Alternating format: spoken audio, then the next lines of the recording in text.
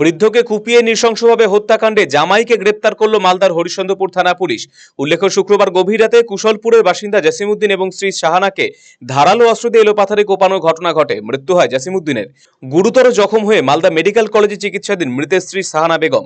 ঘটনা তদন্তে নেমে তার জামাই মোজাম্মেল হককে গ্রেপ্তার করেছে পুলিশ। চাঁচলের সিহিপুর থেকে গ্রেপ্তার করা হয়েছে মোজাম্মেলকে। জানা গিয়েছে, জসিমউদ্দিনের প্রথম পক্ষের স্ত্রীর মেয়ের স্বামী মোজাম্মেল।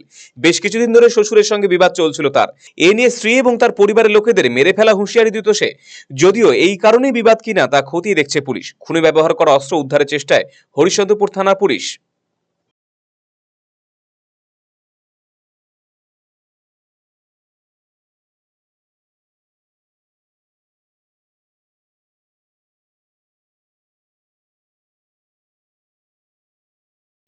পুলিশ এসেছিল, তদন্ত করলো।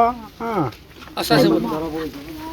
তদন্ত করার পর দেখছে যে না, মানে আমার জামাইদাই মতলব যেটা আছে শ্রীপুরে মোজামিল নাম আছে। হ্যাঁ, তো ওই মানে সব কিছু করেছে।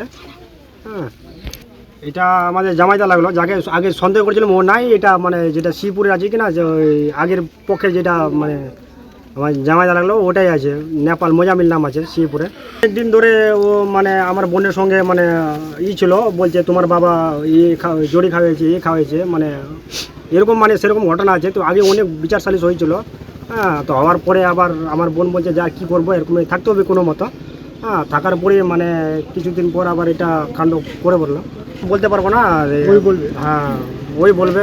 ওকে ধরেছে আবার, ওকে গ্রেপ্তার করেছে পুলিশ। গ্রেপ্তার করেছে, ওকে স্বীকারও করেছে, আমি নিজে ফোন করেছি।